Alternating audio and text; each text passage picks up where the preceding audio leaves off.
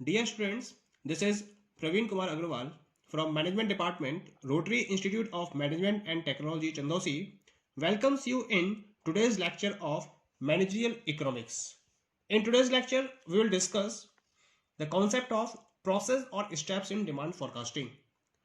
इससे previous lecture में हमने स्टडी किया था डिमांड फोरकास्टिंग का कॉन्सेप्ट क्या होता है और कौन कौन से ऐसे मेथड्स हैं जिनको फॉलो करके हम प्रॉपरली डिमांड को फोरकास्ट कर सकते हैं। इसके लिए हमने क्वांटिटेटिव या स्टैटिस्टिकल एंड क्वालिटेटिव या सर्वे मेथड्स को डिस्कस किया था। आज हम डिस्कस करेंगे कि डिमांड फोरकास्टिंग को परफॉर्म करने के लिए हमें किन स्टेप्स को फॉलो करना पड़ता है या इसको किस प्रोसेस के थ्रू हमें कंप्लीट करना होता है। डिमांड फोरकास्टिंग एक साइंटिफिक एक्सरसाइज है और इसके लिए हमें नंबर ऑफ स्टेप्स को परफॉर्म करना होता है।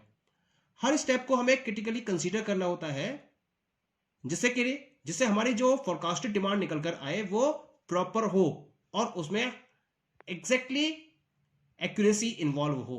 तो उसके लिए हम किन किन स्टेप्स को फॉलो करते हैं।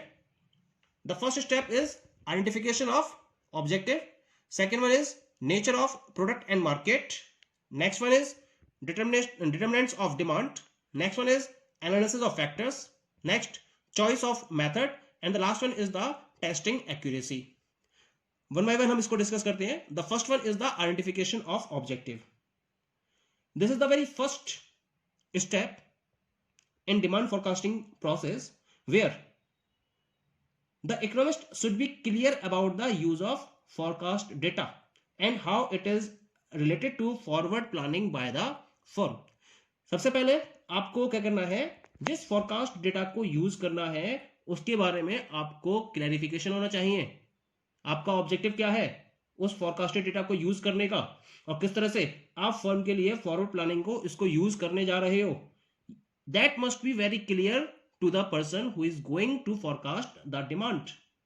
इसके इस यूज पर ही डिपेंड करेगा कि आपको किस टाइप की फोरकास्ट को फॉलो करना है, whether you want to go for short run forecast और long run forecast, active forecast और पैसिव फोरकास्ट, कंडीशनल फोरकास्ट और नॉन कंडीशनल फोरकास्ट। ये डिपेंड करेगा कि आप किस पर्टिकुलर पर्पस को कंप्लीट करने के लिए फोरकास्टेड डेटा का यूज करने जा रहे हो। तो that is very first important step. Once you have clear with the objective of the use of the forecasted data, then you move to the second step. This is the nature of product and market. In this step you have to consider that what is the nature of the product or service which you are going to determine with the help of forecasting, and what is the type of the market where you are going to operate. आपको product का nature और उस market को के nature को define करना that is very compulsory. अब product का नेचर का मतलब क्या है कि क्या आप कंज्यूमर गुड्स को प्रोड्यूस कर रहे हो या प्रोड्यूसर गुड्स को प्रोड्यूस कर रहे हो, पेरिसेबल है आपका प्रोडक्ट, ड्यूरेबल है, नॉन ड्यूरेबल है, सर्विसेज को ऑफर कर रहे हो। You have to identify it, क्योंकि जब इसके साथ साथ जब आप फिनिश गुड्स को की डिमांड को एनालाइज करते हो तो आपको ये पता होना चाहिए कि उसमें यूज किए जाने वाले रॉ मटेरियल्स और इंटरमीडिएट गुड्स की डिमांड क्या है, ये भी आपको एनालाइज करना होगा। इसके साथ साथ आपको यह पता होना चाहिए कि आप किस टाइप के मार्केट में ऑपरेट कर रहे हो। What is the nature of the market, whether the market is in the growth stage और it is in the introductory stage और it is in the saturation stage या फिर ये ऑब्सोल्यूशन स्टेज में है या डिक्लाइन स्टेज में है। You must be clear about the nature of the market, क्योंकि मार्केट के जो पर्टिकुलर कंडीशन है उस पर डिपेंड करेगा कि आपकी सेल्स किस लेवल पर होगी। तो इन दोनों पॉइंट्स को क्लियर करने के बाद, प्रोडक्ट के नेचर को आइडेंटिफाई करने के बाद और मार्केट के नेचर को आइडेंटिफाई करने के बाद you move to the next step. This is the third step, determinants of demand. यहां आपको यह देखना होगा कि जो आपके प्रोडक्ट की फोरकास्ट डिमांड है उसको अफेक्ट करने वाले कौन कौन से फैक्टर्स हैं। हमने पीछे पढ़े हुए कि डिमांड के बहुत सारे डिटरमिनेंट्स होते हैं, जैसे प्राइस ऑफ द प्रोडक्ट है, कंज्यूमर्स की इनकम है, रिलेटेड गुड्स के प्राइस हैं। ऐसे ही बहुत सारे सोशियो साइकोलॉजिकल फैक्टर्स भी अवेलेबल हैं, डेमोग्राफिक फैक्टर्स भी हैं, सोशियोलॉजिकल फैक्टर्स हैं, साइकोलॉजिकल फैक्टर्स हैं जो डिमांड को अफेक्ट करते हैं। तो आपको ये देखना है कि उन पर्टिकुलर फैक्टर्स में से ऐसे कौन से फैक्टर्स हैं जो आपके प्रोडक्ट की डिमांड को मैक्सिमम लेवल तक अफेक्ट करते हैं। सारे फैक्टर्स एक साथ तो अफेक्ट करेंगे नहीं, जो फैक्टर्स मैक्सिमम इंपैक्ट शो कर रहे हो, आपको केवल और केवल उन पर्टिकुलर फैक्टर्स को डिटरमाइन करना है और अपनी स्टडी में उसको इन्वॉल्व करना है। एक बार आप उन फैक्टर्स को आइडेंटिफाई कर लेते हो, डिटरमाइन कर लेते हो, then you move to the next step, step number 4, that is the analysis of factors. अब आप क्या करते हो, उन पर्टिकुलर आइडेंटिफाइड फैक्टर्स को एनालाइज करते हो, यानी कि उनका इंपैक्ट देखते हो अपने प्रोडक्ट की डिमांड पर, कि उनका इंडिविजुअल इंपैक्ट क्या क्या है, और उसके बेसिस पर आप आगे के स्टेप को फॉलो करोगे। लेकिन इनकी एनालिसिस करके उसके बारे में इंफॉर्मेशन कलेक्ट करते हो कि इन पर्टिकुलर डिटरमिनेंट्स का आपके डिमांड पर किस तरीके से इंपैक्ट पड़ेगा। क्लियर? डिमांड पर इंपैक्ट को स्टडी करने के बाद now you move to the fifth important step, and this is the step number 5, choice of method. क्योंकि डिमांड को फोरकास्ट करने के लिए बहुत सारे मेथड्स अवेलेबल हैं। तो फैक्टर्स को एनालाइज करने के बाद, प्रोडक्ट और मार्केट के नेचर को आइडेंटिफाई करने के बाद, अपने ऑब्जेक्टिव को क्लैरिफाई करने के बाद, इन सबसे मैच करता हुआ जो पर्टिकुलर मेथड अवेलेबल है, जो मेथड्स अवेलेबल है, उनमें से उस मेथड को सिलेक्ट करते हुए उसके थ्रू आप अपने प्रोडक्ट की डिमांड को फोरकास्ट करते हो। फोरकास्टिंग के लिए हमने मेथड्स को दो पार्ट्स में डिवाइड किया था, जैसा मैंने प्रीवियस लेक्चर में डिस्कस किया था। मेथड्स ऑफ डिमांड फोरकास्टिंग में एक तो थे आपके सर्वे मेथड्स और दूसरे थे स्टैटिस्टिकल मेथड्स। इनमें भी बहुत सारे वेरिएशंस थे। तो उन पर्टिकुलर वेरिड मेथड्स में से जो मेथड आपको मैक्सिमम लेवल तक सूट करे, उस मेथड को सिलेक्ट करते हुए आप अपने डिमांड फोरकास्टिंग के प्रोसेस को आगे बढ़ाते हो और इस एक्सरसाइज को मार्केट में इंप्लीमेंट करते हो, और इसके बेसिस पर आपके प्रोडक्ट की फोरकास्टेड डिमांड क्या होगी उसको प्रॉपर्ली मेजर कर लेते हो। मेजर करने के बाद the last step is testing accuracy. अब आपके पास जो रिजल्ट निकल कर आया है, यानी कि जो फोरकास्टेड वैल्यू आपने डिटरमाइन की है with the help of the method selected bye you, उस फोरकास्टेड डिमांड को आप एक्चुअल डिमांड से कंपेयर करते हो। तभी तो एक्यूरेसी की टेस्टिंग होगी।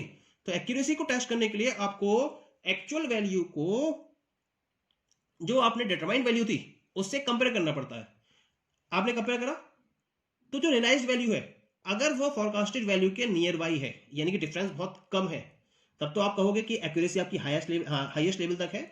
लेकिन अगर उसमें डिफरेंस है तो उस डिफरेंस के परसेंटेज को कैलकुलेट करके आप पता कर सकते हो कि आप एक्यूरेसी से कितना परसेंटेज दूर हो।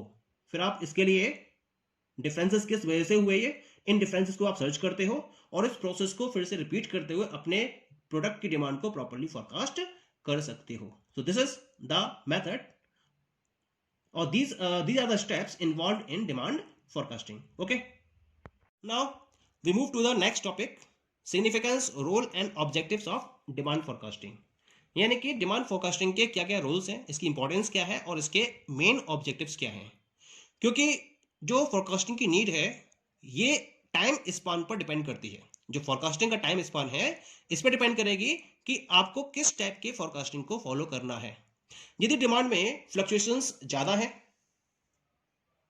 तो हमें शॉर्ट पीरियड डिमांड को फोकस करना चाहिए, लेकिन अगर डिमांड में फ्लक्चुएशंस कम है तो हम लॉन्ग पीरियड को भी या लॉन्ग पीरियड डिमांड को भी सिलेक्ट कर सकते हैं। तो इस तरह से हम इन ऑब्जेक्टिव्स को दो पार्ट में कैटेगराइज कर सकते हैं। सबसे पहला है short term forecasting objectives and second one is the long term forecasting objectives. पहले हम बात करते हैं शॉर्ट टर्म फोरकास्टिंग ऑब्जेक्टिव्स की।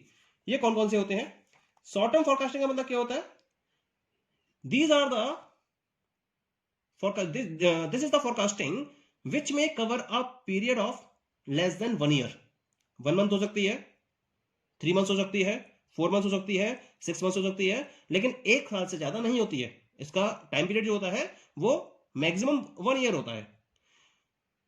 इसमें हम डिफरेंट टाइप के प्रोडक्ट्स जिनकी लाइफ शॉर्ट होती है उनके फोरकास्टिंग को फॉलो करते हैं। क्या क्या ऑब्जेक्टिव्स हैं इसके? The first one is the appropriate production scheduling.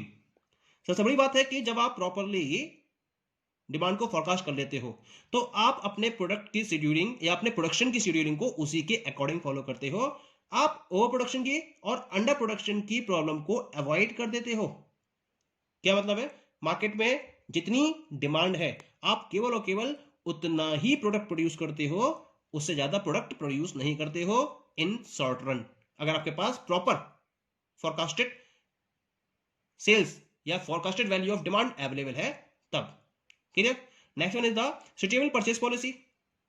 Because with the help of demand forecasting you can reduce the cost of purchasing raw material and you can control the inventory with the help of future resource requirement। आप future resource requirement को determine करके inventory को control कर सकते हो और इसके साथ साथ आप रॉ मटेरियल की परचेजिंग में अपनी कॉस्ट को रिड्यूस कर सकते हो, क्योंकि आपको पता है कि मार्केट में फ्यूचर में डिमांड कितनी है, तो उसके अकॉर्डिंग ही उतना ही रॉ मटेरियल आप परचेज करोगे। तो कुल मिला के आप कॉस्ट भी कंट्रोल कर रहे हो और इन्वेंट्री भी कंट्रोल कर रहे हो। तो इसका फायदा क्या मिलेगा? इसका फायदा ये मिलेगा कि आप अपनी परचेजिंग पॉलिसी को और मैक्सिमम लेवल तक मेंटेन कर सकते हो। That is the benefit. Third one is the appropriate price policy. With the help of demand forecasting an organization, a firm can determine a proper pricing policy on the basis of getting the information about the market condition। Market में future condition को determine करके आप आज की date में अपने product की pricing policy को बेटर वे में फॉर्म कर सकते हो। आप ये पता कर सकते हो कि किस प्राइस पर कंज्यूमर्स आपके प्रोडक्ट को परचेज करना चाहेंगे और कितनी क्वांटिटी परचेज करना चाहेंगे। उस पर्टिकुलर इंफॉर्मेशन के बेसिस पर आप अपने प्रोडक्ट के लिए प्रॉपर प्राइसिंग पॉलिसी को फॉर्मुलेट कर सकते हो। Fourth one is the setting realistic sales target for salesman. क्योंकि आपको भी पता है कि मार्केट में डिमांड कितनी है और सेल्स कितनी होगी, तो आपको एक्चुअल डेटा पता है इसका मतलब, और उस एक्चुअल डेटा के बेसिस पर आप अपने सेल्समैन को एक रियलिस्टिक सेल्स टारगेट प्रोवाइड करते हो, न कि हाइपोथेटिकल। इसको अचीव करना पॉसिबल होगा। इस तरीके से आप अपने सेल्समैन के लिए सेल्स टारगेट को सेट करते हो। And the last one is the financial requirement को फोरकास्ट करना। बहुत आसान हो जाता है, क्योंकि आपको पता है कितना प्रोडक्शन करना है और उस प्रोडक्शन के अकॉर्डिंग कितना आपको रिसोर्स, कितना फाइनेंस की रिक्वायरमेंट होगी, उसको आप इजीली कैलकुलेट कर सकते हो और उसके अकॉर्डिंग आप इजीली फाइनेंशियल रिक्वायरमेंट के लिए फोरकास्ट करते हुए आज की डेट में उसको अरेंज कर सकते हो। ये इसके शॉर्ट टर्म ऑब्जेक्टिव्स हैं। लॉन्ग टर्म ऑब्जेक्टिव्स हैं, 3 ऑब्जेक्टिव्स हैं। पहला है बिजनेस प्लानिंग, दूसरा है फाइनेंशियल प्लानिंग और तीसरा है प्लानिंग मैन पावर रिक्वायरमेंट। पहले बात करते हैं बिजनेस प्लानिंग की। बिजनेस प्लान का मतलब क्या होगा? अगर आपको कोई भी नई यूनिट स्टार्ट करनी है, या आपको अपने बिजनेस यूनिट का एक्सपेंड करना है, या आपको डाइवर्सिफिकेशन के बेसिस पर नए बिजनेस में स्टार्टिंग करनी है, तो ये सब डिपेंड करता है आपके लॉन्ग टर्म फोरकास्टिंग पॉलिसी पर, कि लॉन्ग टर्म फोरकास्टिंग को किस तरीके से आप फॉलो करते हो। उसके बेसिस पर आप लॉन्ग टर्म में होने वाले चेंजेस को इजीली आइडेंटिफाई कर सकते हो और उसके बेसिस पर बिजनेस के लिए आप डिफरेंट टाइप की पॉलिसीज को फॉर्मुलेट कर सकते हो। Clear? Next one is the financial planning. वही चीज है, जब आप बिजनेस प्लानिंग से क्लियर हो गए तो आपको यह भी पता चल जाएगा कि फ्यूचर पॉइंट ऑफ व्यू से आपको कितने फंड की रिक्वायरमेंट होगी, और फ्रॉम द प्रेजेंट टाइम आप रेडी रहते हो उस लॉन्ग टर्म फाइनेंशियल रिक्वायरमेंट को कंप्लीट करने के लिए रिसोर्सेज को अरेंज करने में। यानी कि जो रिसोर्सेज आपको चाहिए, जिसके थ्रू आप प्रॉपर्ली अरेंज कर सकते हो जब आपको फाइनेंस की रिक्वायरमेंट होती है, उसको आप आज की डेट में ही प्रॉपर्ली प्लान कर लेते हो और फिर फ्यूचर में उसी को इंप्लीमेंट करते हुए अपने ऑब्जेक्टिव को कंप्लीट करते हो। And the last one is the man power requirement को प्लान करना। क्योंकि लार्ज लेवल पर ऑर्गेनाइजेशन को ऑपरेट करोगे तो आपको ऑब्वियसली लार्ज लेवल पर मैन पावर की रिक्वायरमेंट होगी। तो ये मैन पावर कितनी रिक्वायर्ड होगी आपको in a long period of time, इसको भी आप डिमांड फोरकास्टिंग की हेल्प से इजिली आइडेंटिफाई कर सकते हो और उसके हिसाब से, उसके अकॉर्डिंग प्लानिंग करते हुए फ्यूचर डेट में प्लानिंग करोगे आप, है ना, और फ्यूचर डेट में जब आपको उसको इंप्लीमेंट करना होगा तो उसके अकॉर्डिंग ही परफॉर्म करते हुए ऑप्टिमम वे में मैन पावर को अरेंज कर सकोगे। तो these are the objectives of demand forecasting. Okay, thank you.